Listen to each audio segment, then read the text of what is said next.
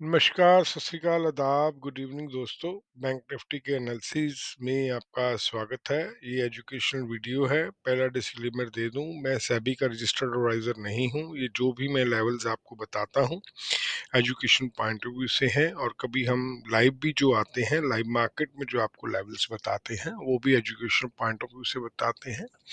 आप अपना कोई भी जो ट्रेड है, अपना रिस्क और रिवार्ड और अपने फाइनेंशियल कंसल्टेंट की सलाह से लें। बेहतर तो होगा कि सेबी के रजिस्टर्ड एडवाइजर से लें। अगर हम बैंक निफ्टी की बात करें तो कल जो बैंक निफ्टी शुक्रवार को बंद हुई है, वो 147 पॉइंट ऊपर बंद हुई है इस वाली कैंडल से। गैप अप खुला था, गैप अप को मेंटेन करा है। थोड़ा सा नीचे बंद हुआ है, 395 पर ओपन हुआ था, 360 पे बंद हुआ है। तो गैप अप में का जो 30-35 पॉइंट का था, वो फिल अप आया है इस वाली कैंडल में। अब अगर हम 15 मिनट के एनालिसिस में आए,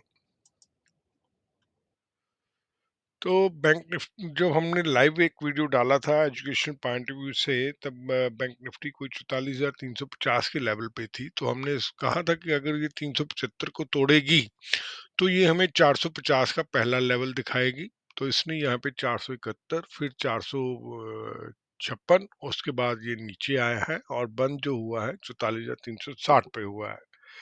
तब हमने कहा था कि 44,450 के बाद ये 44,550 का लेवल बताएगी।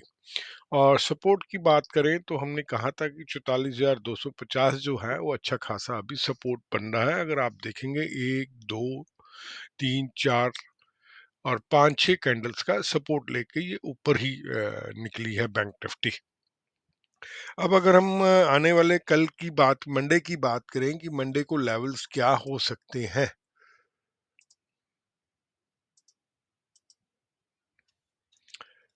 अपर लेवल, अगर बैंक निफ्टी ने 44,350 के लेवल को सस्टेन करा सुबह के ट्रेड में, तो ये हमें 44,450, 44,550, 44,650, 44,750, 750 के पास इसको फिर दोबारा से रेजिस्टेंस मिल सकती है अच्छी खासी, और फिर 44,850 तक के लेवल हमें ये दिखा सकता है।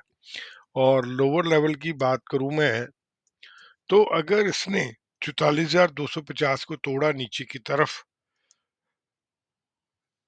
माफ कीजिएगा, 44,350 के नीचे अगर तोड़ के ट्रेड करना शुरू करती है, तो ये हमें 44,250, 44,150, 44,050, 43,950 और 43,850 के लेवल दिखा सकती है। नीचे की तरफ इसको 44,250 पे सपोर्ट मिलना चाहिए। अगर सपोर्ट टूट जाता है तो फिर ये हमें नीचे के लेवल दिखा सकती है बैंक निफ्टी। देखिए, जो लेवल्स हम कई बार डिस्कस करते हैं सपोर्ट या रेजिस्टेंस के, तो वहाँ पे फेक ब्रेकडाउन या फेक ब्रेकआउट होने के चांसेस रहते हैं। जैसे यहाँ पर भी इसने लेवल को तोड़ा, ऊपर गया, बट फिर दोबारा से नीचे आना शुरू हो गया, तो ये एक तरह से फेक ब्रेकआउट ही है।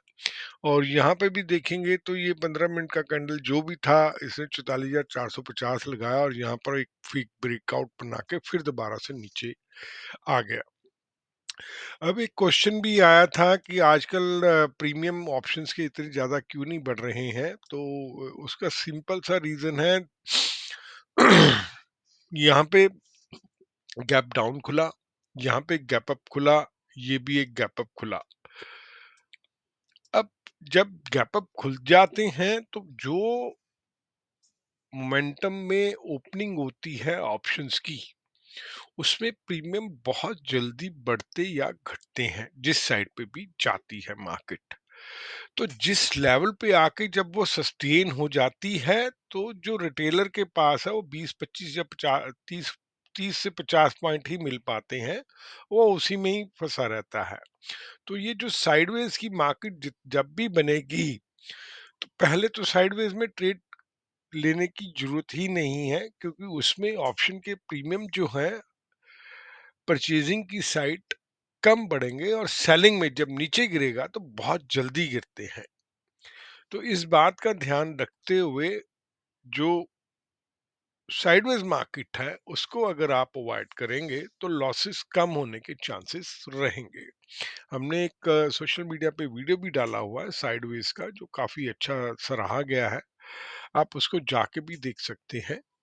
उसमें क्लैरिटी दी हुई है कि जो साइडवेज मार्केट है वो एक ट्रैफिक जाम है। कभी हम पुट खरीदते हैं, कभी हम कॉल खरीदते हैं, और जो ऑप्शन सेलर है वो कभी हमारा स्टॉप लॉस खाता है तो कभी टाइम वैल्यू खाता है।